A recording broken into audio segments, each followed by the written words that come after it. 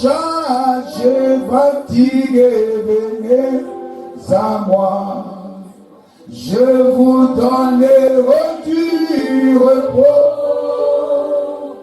Vous qui êtes chargés, fatigués, venez à moi.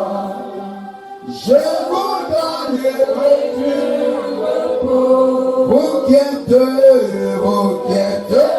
chargés, fatigués, venez à moi. Je vous donnerai du repos. Vous qui êtes chargés, fatigués, venez à moi. Je vous donnerai du repos. Venez, venez. Amen. Venez à moi. Amen. Je vous donnerai du repos. Venez, venez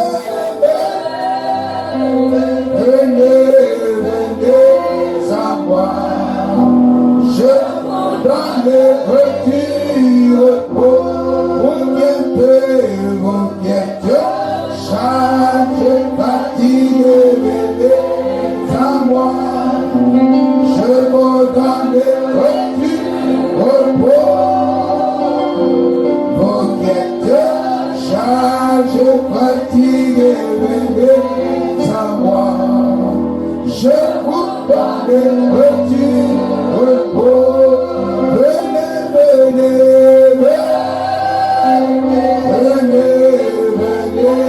à moi.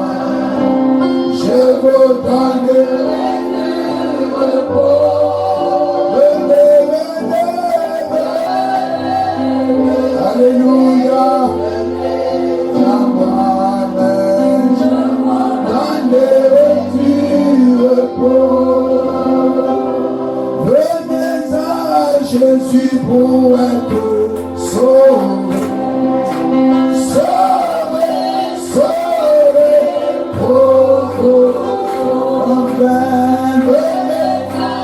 Jésus pour être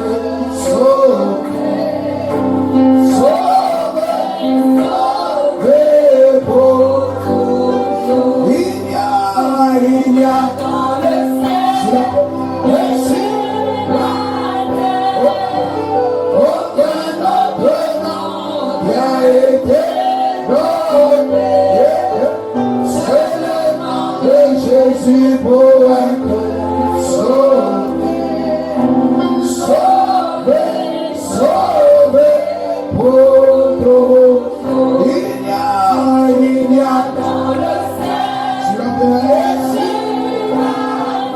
amen, aucun autre nom qui a été donné. C'est le nom de Jésus pour être sauvé, amen, sauvé, pour toujours.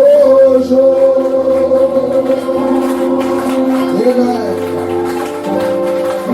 Oh, nous inclinons nos cœurs. Amen. Si vous avez besoin de prière, vous posez la main là où vous avez mal. Vous posez la main sur votre tête, vous levez la main. Notre Dieu, notre Père, quelle joie que d'être ici, Seigneur, ce matin. Oui, David sous l'onction l'a dit, je suis dans la joie. Oui, lorsqu'on me dit, allons à la maison de l'Éternel. Oui, là où nos vies sont corrigées. Oui, là où nos vies passent sous le testeur de la parole. Oh, là où nous sommes frappés par la lumière. Et notre vie est mise à nu. Oh, Seigneur, afin de nous préparer. Oh, Dieu, à ta seconde venue, Seigneur. Et ce matin, nous te remercions. Parce que nous ne sommes pas orphelins. Tu es aussi ici avec nous pour nous conduire, pour nous nourrir, pour nous abreuver, pour nous guérir, Seigneur. Et il n'y a rien que tu ne puisses faire.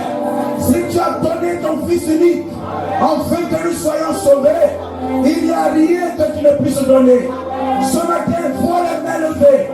Donne-leur ce que le cœur, oh Dieu, a besoin, Seigneur, ce matin. Oh, accorde leur prière ce matin. Exauce les prières ce matin. Que chaque difficulté, oh Dieu, soit déposée à tes pieds.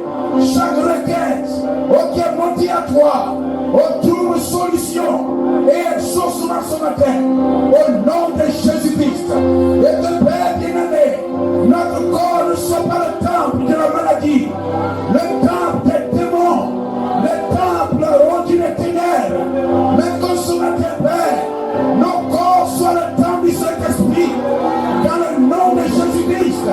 Et que tout esprit méchant qui habite notre temple, tout esprit de ténèbres, de sorcellerie, de prostitution, de stérilité, de maritonnerie, tout esprit méchant qui occupe notre corps, au nom de Jésus-Christ, nous chassons ce démon, nous chassons le diable, nous le maudissons, au nom de Jésus-Christ. Et Père bien-aimé, nous te cédons notre place, nous te cédons nos cœurs, nous te cédons nos vies.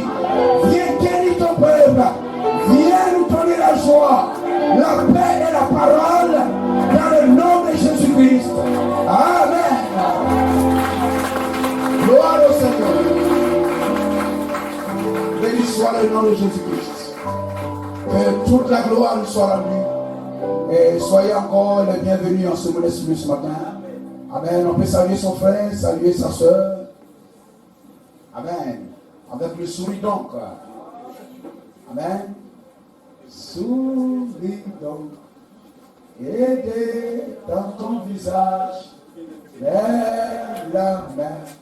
Versez-lui que tu es. C'est la main de ton voisin. Et paie le rein. Souris. Acclame le nom de Jésus-Christ.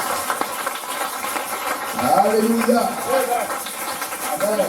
Là où deux ou trois sont rassemblés en son nom, il est fidèle à sa parole. Il est le premier croyant de sa parole. Il a dit, je suis là. Et nous bénissons son nom et qu'il soit le bienvenu au milieu de nous ce matin. Nous allons prendre l'écriture. Nous nous tenons debout. Même si vous êtes fatigués. Mais ne soyez pas fatigués. Amen. Gloire au Seigneur. Les anges dans le ciel, il n'y a pas de nuit là-bas.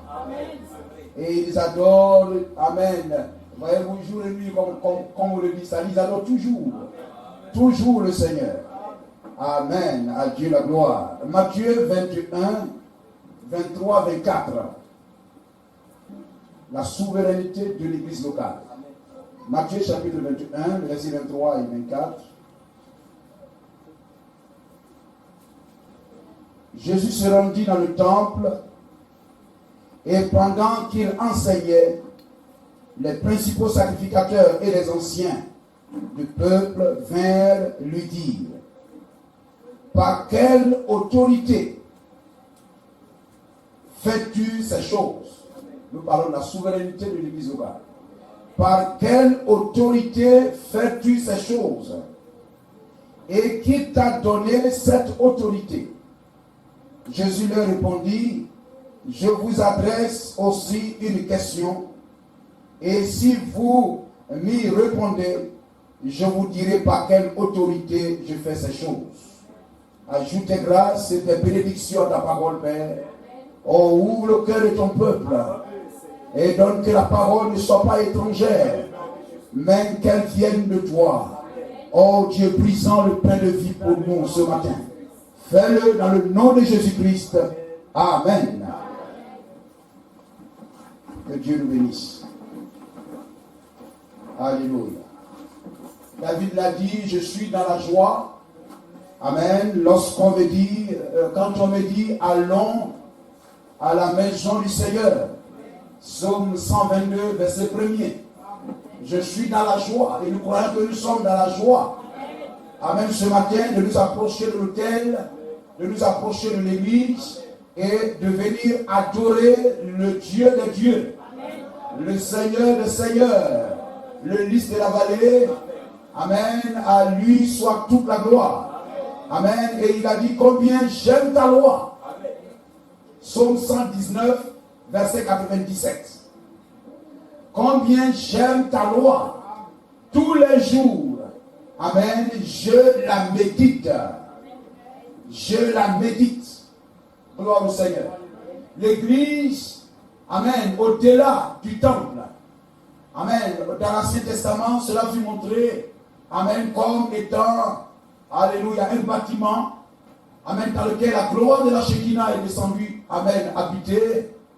Amen. Mais dans la nouvelle alliance, amen, Dieu quitte un bâtiment fait de main d'homme pour habiter le corps, amen, le cœur de ses enfants. Amen. Le temple est devenu chair, est devenu un homme. Amen. Comme il l'a fait dans toute sa plénitude. Amen. Dans le Judée, au Judée. Amen. En Jésus-Christ. Gloire à Jésus-Christ. Ainsi, voyez-vous l'église en tant que temple, le lieu d'adoration. Mais plus grand que cela, nous sommes le temple de Dieu. Nous sommes le tabernacle de Dieu. Amen, qui venons et qui le célébrons comme la fête des tabernacles, la fête des temples. Béni soit le nom du Seigneur. Alléluia. Ainsi, voyez-vous aujourd'hui l'église, c'est vous, c'est moi, dans lequel Dieu vient habiter, afin d'agréer notre adoration. L'église, c'est l'ensemble des hommes et des femmes, alléluia, qui sont sortis du monde, sortis de l'Égypte, sortis, amen, des choses de ce monde, amen, sortis des dénominations, amen, pour demeurer dans la parole de Dieu. Gloire au Seigneur.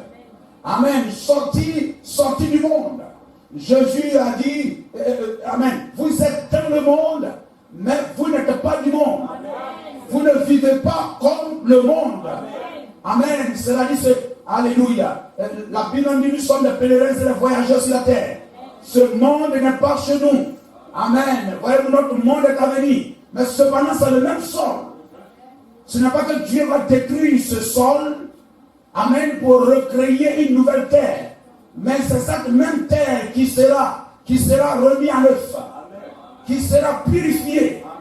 Amen. Qui sera consumée afin de devenir un nouveau champ. Afin que les fils et les filles de Dieu viennent habiter. Amen. Cette terre. Mais voyez-vous le système. Amen. Dans lequel nous habitons. Dans lequel le péché nous a plongés. Amen. Depuis le péché du premier homme. Amen. Est désagréable. Amen. Et Dieu n'est plus le Dieu de ce monde. Mais c'est le diable. Gloire au Seigneur. Ainsi la maladie, les guerres, amen, les divorces, la prostitution, amen, la vie de désordre et tout cela, où les gens, amen, vivent sans Dieu, sans aller à l'église. Mais cette terre sera aussi régénérée. Cette terre aussi entrera dans son jubilé. Comme dans l'Ancien Testament, lorsque, amen, Israël entra à Canaan, Dieu leur a dit, si vous savez que vous péchez, vous faites ce qui est mal, je vous chasserai comme j'ai chassé le peuple qui était avant vous. Et la terre de Canaan entrera lui aussi dans son repos. La Canaan jouira aussi de son sabbat. Et amen, aujourd'hui, tous ces crimes, tous ces péchés, amen, que vit la terre enregistre, amen, un jour la terre poussera aussi un ouf de soulagement. Parce que la terre aussi entrera dans le repos. Le millénium sera aussi le repos de la terre. Gloire à Jésus-Christ. Amen. C'est pourquoi on va lire dans Romains chapitre 8, la Bible dit la terre, la création entière soupire après la manifestation des fils de Dieu. Amen. Lorsque chacun de vous, jusqu'au dernier, amen, croira le message de son temps. Amen. Pour, voyez-vous dire, entrer pleinement. Gloire au Seigneur. La terre poussera un ouf de soulagement. La terre respirera l'oxygène vrai. Amen. Les coups de fusil cesseront. Amen. Tout. La Bible sera fermée. Amen. Parce que la gloire de Dieu remplira la terre. Béni soit le nom de Jésus-Christ. Amen. Ainsi, voyez-vous aujourd'hui, nous venons à l'église. Et, amen, l'église est, comme l'école de Dieu. Amen, c'est le lieu. Amen, l'église, la Bible dit 1 Timothée 3,15. 1 Timothée 3,15 est la colonne et l'appui de la vérité. Le soutien de la vérité. Chaque fils et fille de Dieu est une église. Amen. Et il est la colonne qui soutient la vérité. Amen. Comme ces bâtiments ont des piliers, ont des poteaux qui soutiennent le bâtiment. Quelle que soit la toiture que vous allez mettre, si les poteaux, amen, qui soutiennent le bâtiment ne sont pas solides, ce bâtiment ne résistera pas. Ce bâtiment n'aura pas longue vie. Mais il faut que le bâtiment ait des colonnes solides, des piliers solides, des fondements solides. Et dans l'église, chaque frère, chaque soeur est un fondement. Amen. Il est la parole vivante. Il est la parole vivante. La Bible sans la vie n'est rien. Mais la Bible trouve sa place. La Bible trouve sa force. Amen. De ce qu'elle quitte le livre. Parce que Dieu ne oint pas un cahier. Dieu oint ses fils et ses filles. Amen. Gloire au Seigneur. Et la Bible doit trouver des cœurs. Comme William Branham dit, amen, un démon sans un corps est impuissant. Mais il faut qu'il trouve des corps, il trouve des cœurs. Béni soit le nom de Jésus-Christ. C'est pourquoi, amen, voyez-vous, amen, on ne viendra pas s'asseoir à l'église pour que Dieu oigne un appareil radio. Amen, pourquoi le couple de prophète nous parler? Non, Dieu n'est pas dans cette science. Dieu est dans ses fils et filles. Dieu ne oint pas des appareils. Dieu oint des hommes. Gloire au Seigneur. C'est pourquoi le prophète dit, amen, écoutez, alléluia. Faites écouter, faites passer les bandes, etc. Dites ce que disent les bandes. Cela n'a pas été dit à des postes radio. Cela n'a pas été dit à des appareils. Cela n'a pas été dit à des plaies. Non. Mais cela a été dit à des hommes, à des femmes. Dites, qui doit dire? Ce sont des hommes. Ce sont les Éphésiens 4:11 qui doivent dire ce que disent les bandes. Amen, amen. Gloire à Jésus-Christ. Amen. Si nous avons des frères, commençons déjà à être fidèles. Que nous soyons nombreux ou petits, mais commencez à être fidèles. Gloire à Jésus-Christ. Amen. Si chacun garde sa place, alors un s'ajoutera. Alors un s'ajoutera. Amen. Mais si le fondement même n'est pas solide, on n'a pas de frères solides. Comme je le disais dimanche passé, on ne sait pas qui va venir dimanche prochain. Gloire au Seigneur. Oh, amen, tu t'assois mais tu ne crois pas. Béni soit le nom du Seigneur. Amen, tu as écrit ta propre Bible, tu t'as établi ta propre doctrine, tu fais ce qui bon te semble de faire. Ça, ce n'est pas l'attitude d'un croyant. Soit on conduit, soit amen, on est conduit. Voici la position d'un fils de Dieu, c'est son statut. Soit un berger te conduit, soit tu es le berger qui conduit. Sinon tu deviens une brebis errante. Gloire au Seigneur. Amen. Lorsque, amen, Ève a quitté derrière Adam, le serpent l'a eu. Amen. Et voyez combien d'hommes et de femmes se font des idées, des préjugés, des idées, et s'établissent des choses. Quelquefois, je me retire pour réfléchir. Ça, c'est la doctrine de Satan. Amen. Gloire au Seigneur. Je l'ai dit dimanche passé, quand tu te retires, tu t'éloignes de Dieu, tu t'approches de Satan. Parce qu'il y a deux approches. Tu t'éloignes du ciel, tu t'approches de l'enfer. Amen. Les frères et les sœurs doivent des colonnes, des soutiens. Amen, de l'église. Et nous avons dit le premier soutien, ce n'est pas l'argent. C'est notre présence, le prophète a dit. C'est notre Amen. Gloire au Seigneur. Disant Amen à la parole de Dieu. Gloire à Jésus-Christ. L'appui et la colonne et le soutien. L'appui, la colonne et l'appui, le soutien de la vérité. Gloire au Seigneur. Lorsque nous sortons et que vous pouvez prendre position, vous pouvez parler à un tel, vous pouvez parler à un tel. Gloire au Seigneur. Amen. À partir de ce moment, on voit que l'arbre commence à prendre corps. Il n'est plus l'arbre fringelleux. Amen. Mais il devient un arbre au tronc solide. Amen. Il est capable de soutenir le pied de bananier qui tombe. Il peut soutenir ce pied de bananier qui tombe. Il peut soutenir un frère qui tombe. Gloire au Seigneur. Et si dans l'assemblée, on n'a pas les frères et les sœurs qui peuvent soutenir, gloire au Seigneur, l'assemblée n'ira pas véritablement de l'avant. Amen. C'est pourquoi il faut aimer la parole de Dieu. Et le chrétien se nourrit de la parole du Seigneur. Le chrétien se nourrit de la parole. Un chrétien qui n'aime pas aller là où la parole est prêchée à quelque chose qui ne va pas. Le chrétien se nourrit de la parole du Seigneur. Il soutient la vérité et il se nourrit de la vérité. Gloire au Seigneur. Le Saint-Esprit, voyez-vous, se nourrit de la parole. Si tu es converti, tu aimes la parole. Tu aimes lire la parole. Tu aimes prier. Amen. Voyez-vous, on a lu tout à l'heure, David dit, combien j'aime ta loi. Je la médite toujours. C'est l'attitude de l'homme selon le cœur de Dieu.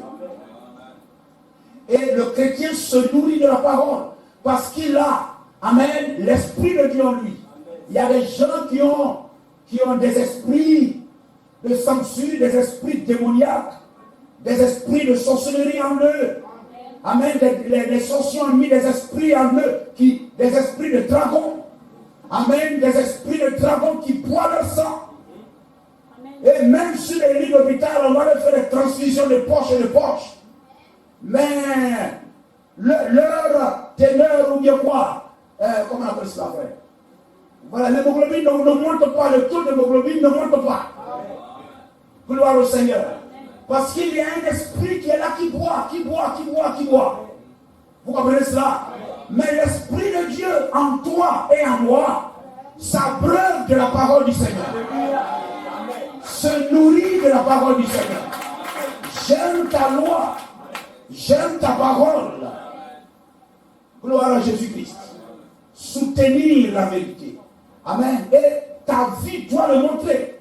Ce n'est pas une affaire de bouche, mais c'est une affaire de vie. C'est dans l'attitude. C'est dans le comportement. Amen. Qu'il prouve s'il soutient la vérité ou pas. Gloire à Jésus-Christ. Amen. Et voyez-vous, les fruits parlent. Les fruits parlent de l'arbre. Les fruits parlent, nous dit quelle est la nature, amen, de cet arbre. Gloire à Jésus-Christ. Amen.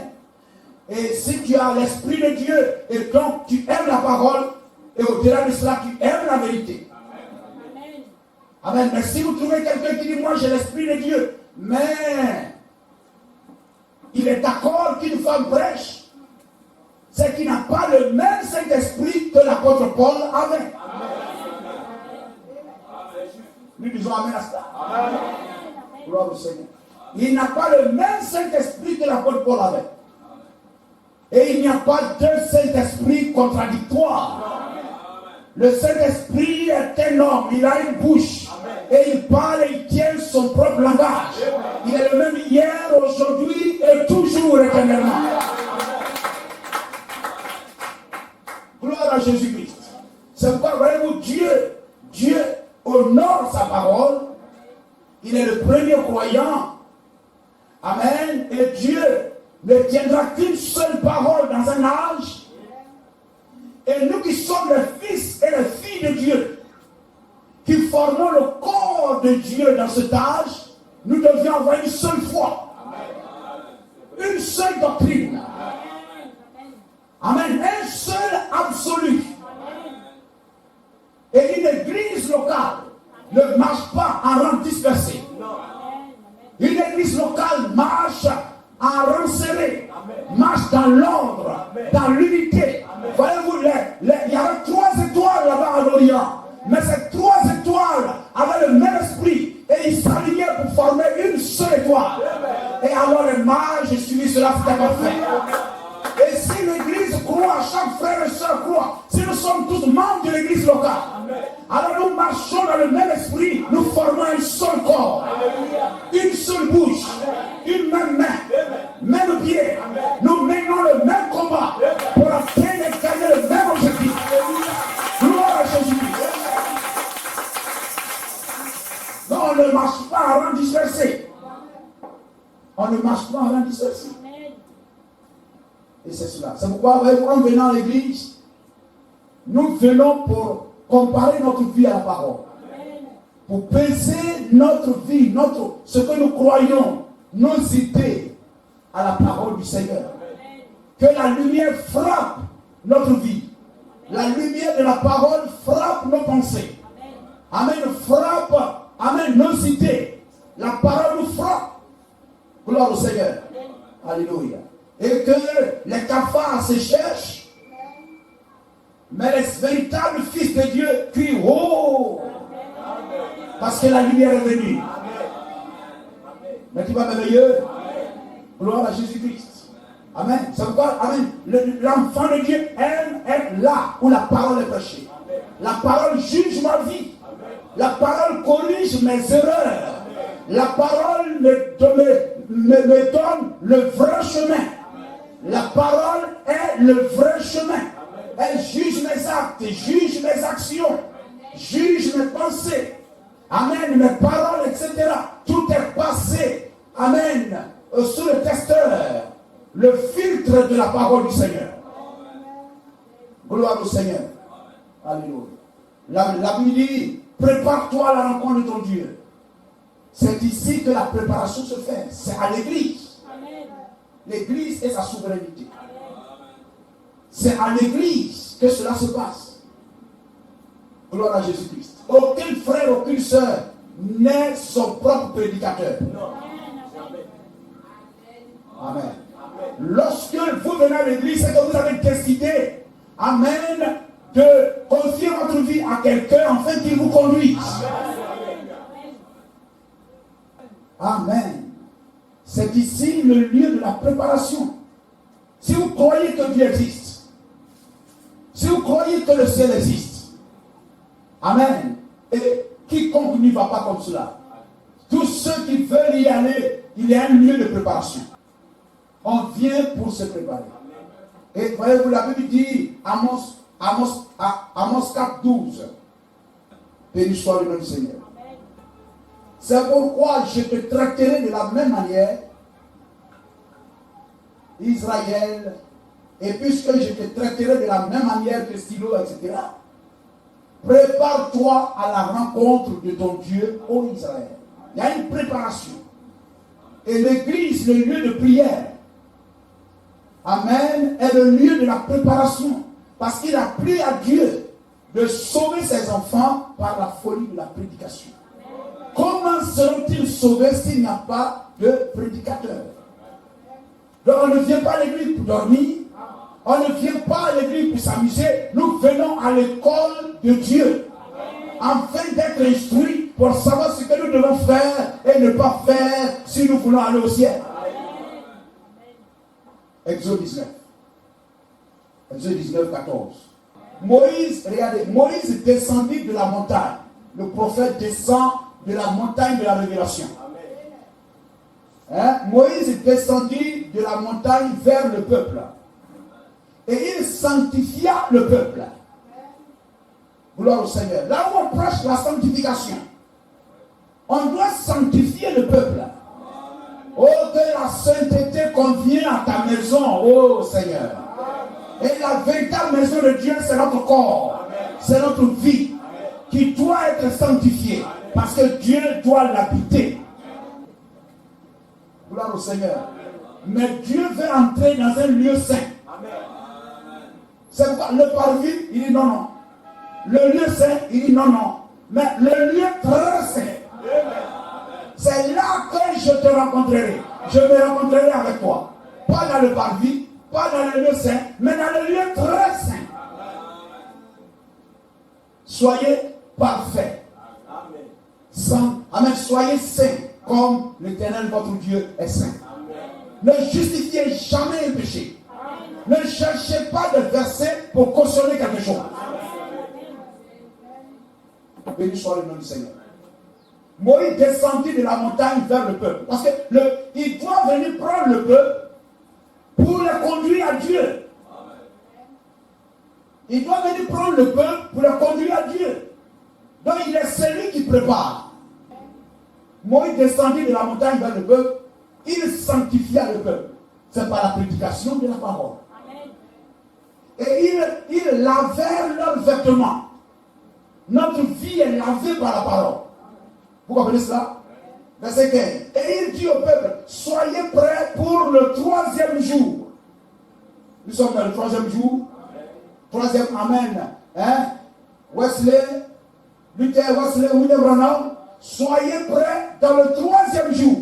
Ne vous approchez d'aucune femme. Hein, vous voyez cela? Béni soit le nom du Seigneur. On ne va pas rentrer dedans. Verset 17. Moïse fit sortir le peuple du camp. Vous sortez du monde. Vous sortez de vos retranchements. Vous sortez de vos caractères. Vous sortez de vos manières de penser. Et vous vous rassemblez à Manaïm. Manaïm, c'est cela, le camp de Dieu. Vous vous rassemblez dans le camp. Dans le message de l'heure. C'est le lieu de rassemblement des enfants de Dieu. Vous sortez de vos camps, sortez d'ici des dénominations, de tel monde, de tel plaisir et tout. Vous sortez de tout ça. Et vous vous rassemblez dans le camp. Et là, les gars, ils doivent vous préparer. Gloire à Jésus-Christ. Vous deviez vous préparer. Moïse fit sortir le peuple du camp à la rencontre de Dieu. Et ils les placèrent au bas de la montagne. Moïse fit sortir le peuple du camp à la rencontre de Dieu. Amen. Gloire au Seigneur. Préparez-vous à la rencontre de Jésus-Christ. Gloire au Seigneur. Et voyez-vous, une église n'est pas une organisation humaine. Une église n'est pas une organisation. Une église est une institution divine. Qui est assis non pas sur une organisation humaine, mais l'église est structurée. Elle n'est pas une organisation, mais elle a une organisation. Elle n'est pas une organisation, mais elle a une organisation. Je crois que vous comprenez. Voilà, vous savez. Donc, amen, il y a le pasteur, il y a les diacres, il y a les chantres, etc. C'est l'organisation qu'elle met en place. Mais elle-même n'est pas une... On va revenir. Amen. Prenons les 5 identifications. Les 5 identifications de la vraie église. Tu as ça? Voilà, paragraphe 16. Les 5 identifications précises de la vraie église. Paragraphe 16. Dans le Nouveau Testament, elle est appelée empire messianique, l'église. J'aime cela. Excusez-moi. Messianique. En d'autres termes, l'empire du Messie. Là où le Messie gouverne et règne. Il n'y a pas de barrière dénominationnelle ni rien d'autre. C'est le Messie qui gouverne dans son empire. N'est-ce pas merveilleux d'y penser? L'empire messianique, c'est pourquoi l'église n'est pas une organisation. L'église n'est pas un rassemblement de gens. L'église, c'est le peuple de Dieu qui est appelé à sortir du monde pour servir dans un autre royaume. Amen. Paragraphe 59. 59. 59. Amen, allez-y. Amen. Voilà. L'église de Dieu est libre. Elle est libre. L'église de Dieu ne connaît pas de limites. comme d'un bout à l'autre des océans, car d'un bout à l'autre de l'océan, tout appartient à Dieu. Tout être humain sur terre lui appartient. Que l'on soit catholique, protestant ou quoi que ce soit, Dieu cherche ceux qui sont sincères. Nous sommes sauvés par la foi en croyant en lui. C'est ça l'Église. Maintenant, vous voyez que l'Église n'est pas une organisation. 66. Si vous êtes chrétien, vous êtes une créature née de nouveau. Vous êtes dans le royaume mystique de Dieu. Vos yeux ne sont pas fixés sur les choses de ce monde, mais plutôt sur les choses d'en haut. Et c'est en ce moment-là que vous êtes dans l'église. C'est ça l'église. Ce n'est pas une organisation. Ça ne peut jamais être une organisation. Notez que je vous dis, l'église du Dieu vivant ne peut jamais être un quelconque groupe. Elle ne peut pas être une organisation. Elle doit être un corps mystique, le Saint-Esprit. Si nous en avons le temps, nous aborderons cela un peu plus loin. 67. Eh bien, voyez maintenant ce que signifie l'Église. Église signifie un groupe appelé à sortir.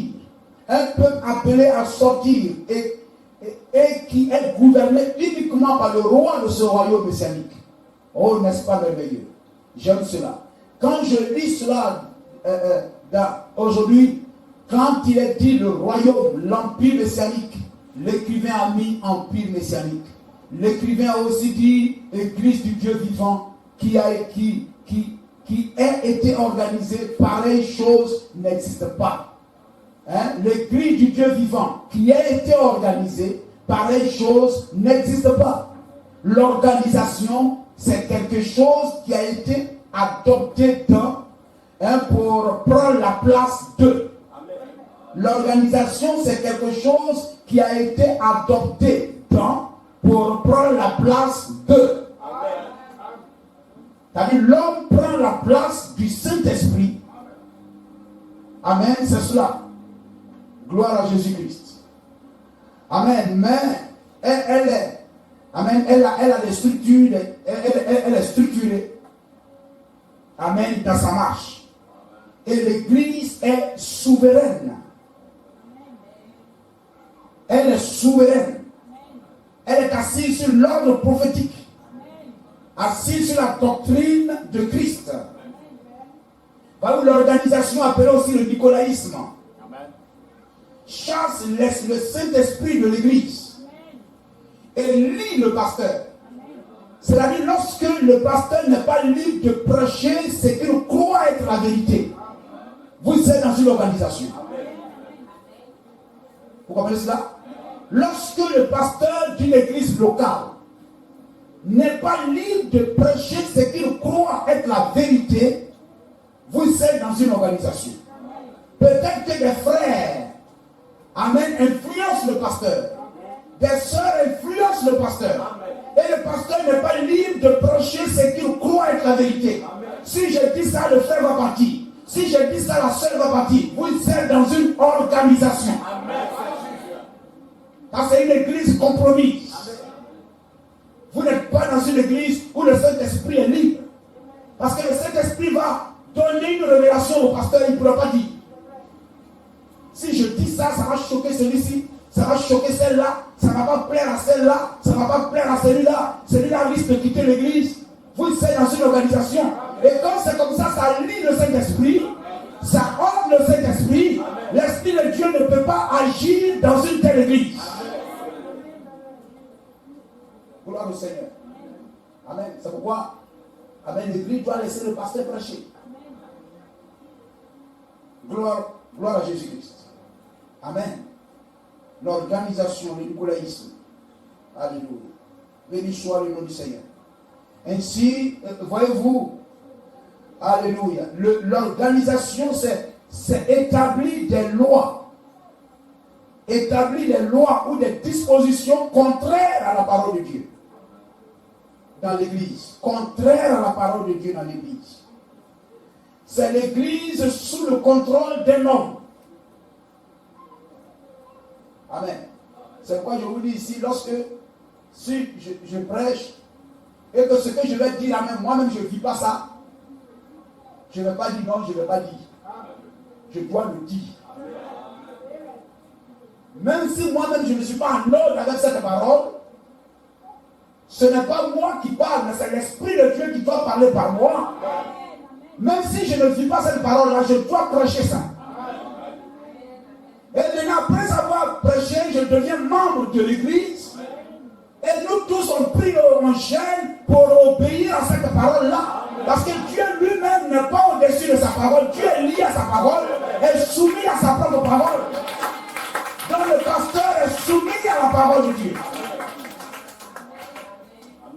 Amen. Il va dire non, il a prêché contre moi. Non. Le pasteur peut prêcher et puis il a prêché contre lui-même aussi. Hein? On dit, oh, tu ne gênes pas. Tu es quelqu'un qui ne gêne pas. Peut-être que le pasteur, ça fait un mois lui aussi, ne gêne pas. Donc en disant ça, il parle aussi de lui-même. Donc après avoir dit cela, tout le monde rentre en lui-même et puis on cherche à se mettre en ordre. Mais il ne doit pas prêcher ça comme il fait, c'est maintenant il peut dire non. Mais il faut laisser le Saint-Esprit parler. Gloire au Seigneur. Amen. L'organisation, c'est aussi lorsque c'est la domination d'un Éphésiens 4.11 sur un autre Éphésiens 4.11. Amen. C'est la domination d'un Éphésiens 4.11 sur un autre Éphésiens 4.11. Un Éphésiens 4.11 est soumis à la volonté d'un autre Éphésiens 4.11. Mais il ne doit pas lui être soumis puisqu'il l'autre n'a pas de message. L'Éphésiens 4.11 n'a pas de message. Il doit se soumettre à la parole, au message du messager, du prophète messager.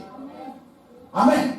Et si c'est un Éphésiens 4.11 doit se soumettre à la manière de comprendre le message d'un autre Éphésiens 4.11, c'est une organisation. Est-ce que vous me comprenez ça? Amen. Vous prenez un pasteur ici, vous prenez un pasteur interne. Amen. C'est qu'il prend c'est ce qu'un autre pasteur dit. C'est ça il est obligé de prendre pour dire. Quand il sort, il rentre en brousse, vous rentrez en brousse, il ressort, vous ressortez, tu n'es pas pasteur, tu es un membre.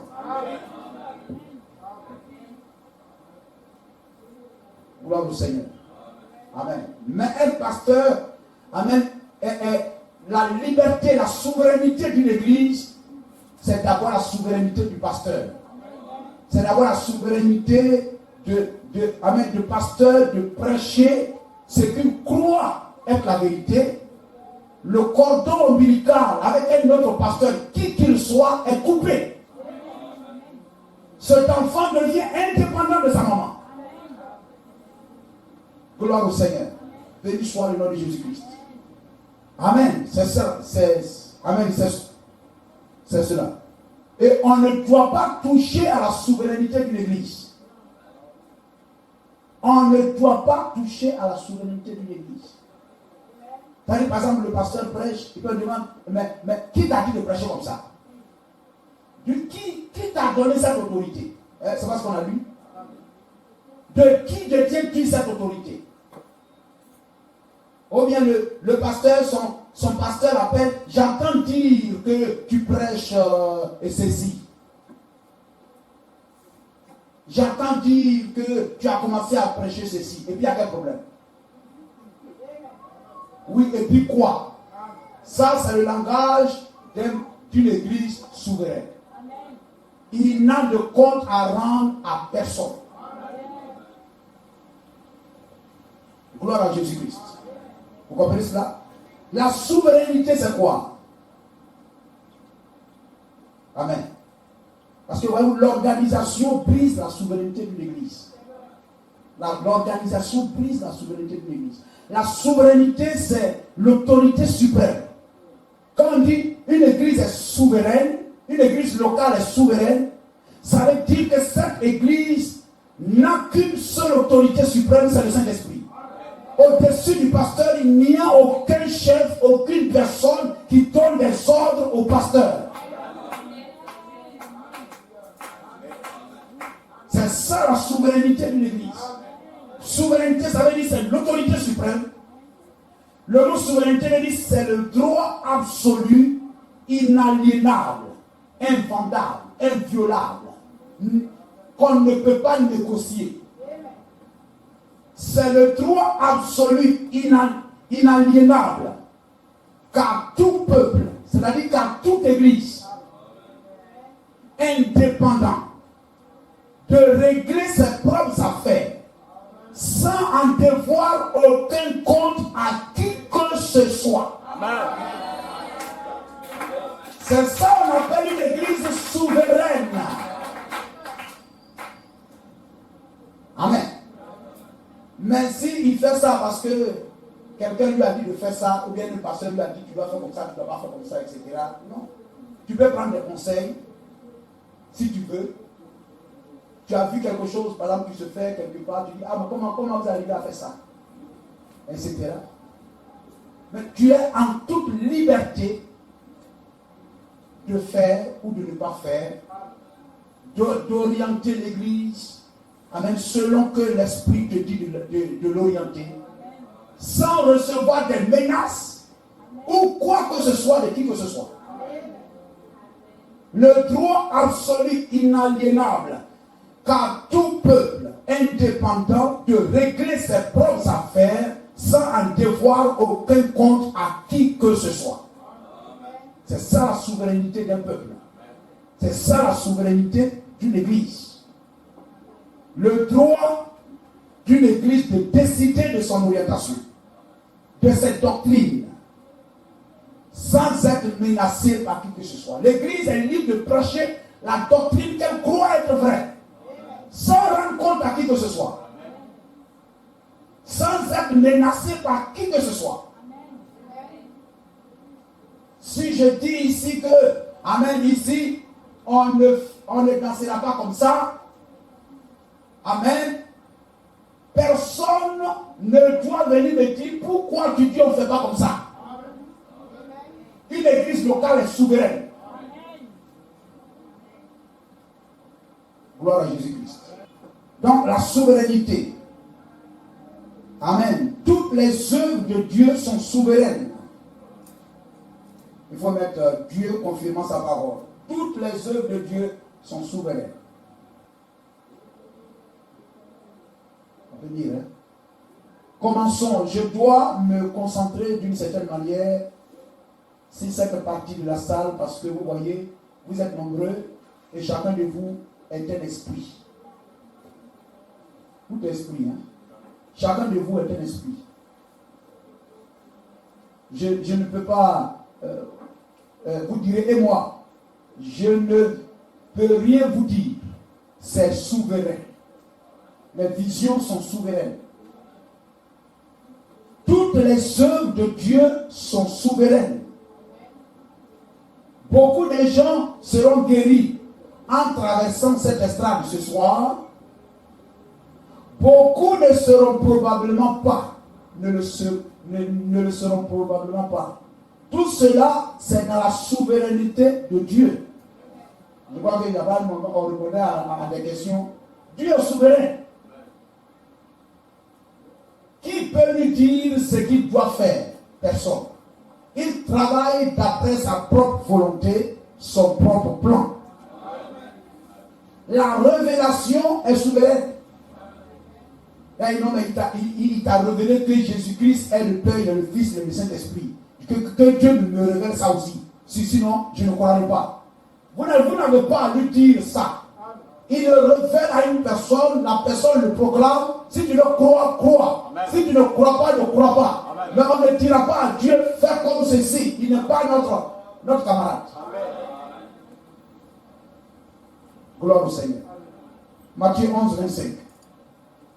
En ce temps-là, Jésus prit la parole et dit, je te loue, Père, Seigneur du ciel et de la terre, de ce que tu as caché ces choses aux sages et aux intelligents, et de ce que tu les as révélées aux enfants.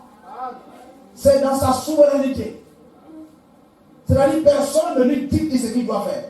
Et quand on dit l'église locale est souveraine, ça veut dire que personne ne dicte à cette église ce qu'elle doit faire ou ne pas faire.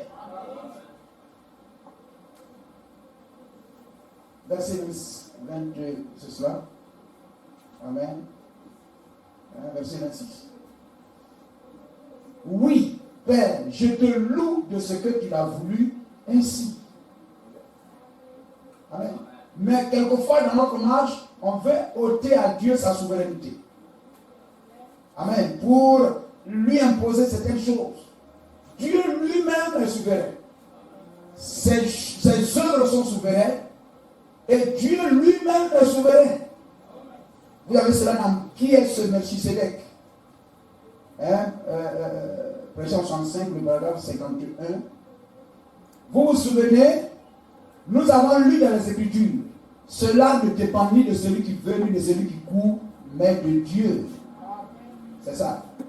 Et afin que sa prédestination demeure vraie, il a pu choisir avant n'importe quel temps. Dieu est souverain dans son choix. Le savez-vous? Dieu est souverain. Dieu est souverain. Qui était là-bas pour lui indiquer une meilleure façon de faire le monde? Qui oserait lui dire qu'il dirige mal son affaire? Même la parole elle-même, très souveraine. Même la révélation, amen, même la révélation est souveraine. Il révèle à qui il veut. La révélation elle-même est souveraine en Dieu. Voilà pourquoi les gens cognent sur les choses, bondissent sur les choses, frappent sur les choses, ne sachant pas ce qu'ils font. Dieu est souverain dans ses œuvres. Hébreux 7, 2, paragraphe 282. Suivez. Mais la pleine et complète autorité de l'Église, c'est le pasteur. Vous suivez? La pleine et complète autorité de l'Église, c'est le pasteur. Lisez cela dans la Bible et voyez si cela n'est pas l'ordre biblique. C'est tout à fait vrai. Il n'y a personne au-dessus de l'ancien. C'est ça une église libre et indépendante. Il n'y a personne au-dessus de l'ancien. Je n'ai rien à voir avec ce que frère Neville fait ici. Cela dépend de vous et de frère Neville.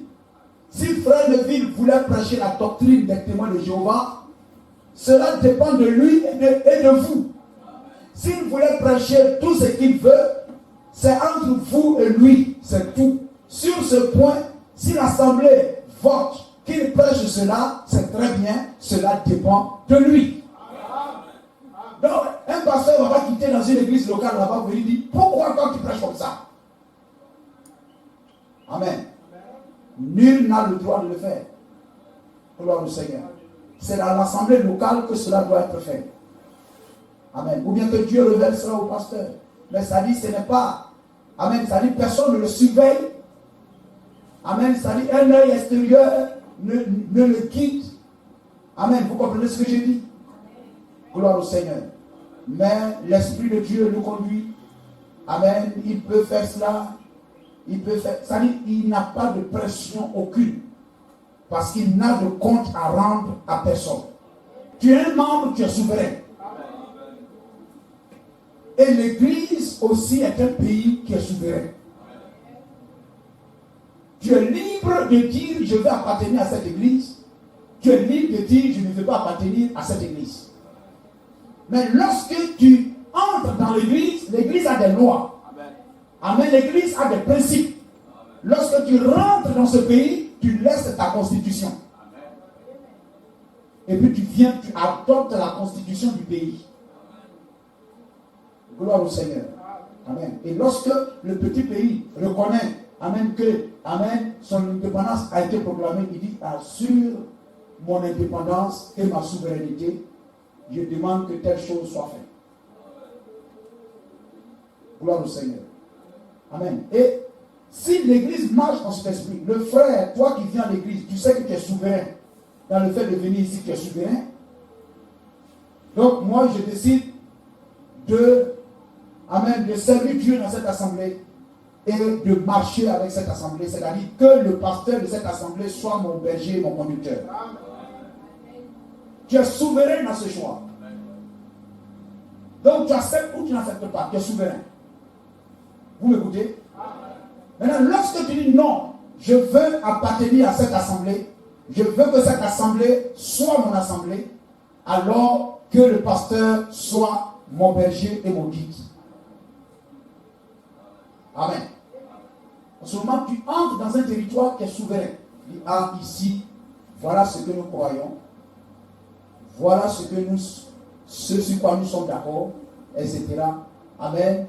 Tu sais ça, tu es informé, ok, je suis d'accord, je marche avec vous.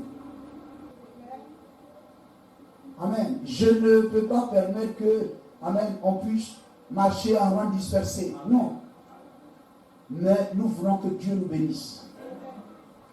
Amen. Et qu'on ne marche pas avec sentiment. Ne venez pas ici parce que vous m'aimez, mais parce que vous croyez que ce que je me débrouille à prêcher là, c'est bon. Ça peut vous rassasier. Amen. Et puis vous êtes prêts à obéir, à marcher dans ça. Amen. Et si quelque chose vous choque quelque part, dites, pasteur, est-ce que je peux vous voir par rapport à ça? Et puis on avance, etc. Vous comprenez cela? Tu es souverain dans tes choix, tu es souverain dans ta venue ici, mais sache que l'église aussi est souveraine. Et qu'au-dessus de cela, le pasteur est souverain. Amen. Et que tout marche dans l'harmonie. Pour la gloire de Jésus-Christ. Et pour que l'église aussi avance et ait du succès. Que Dieu vous bénisse.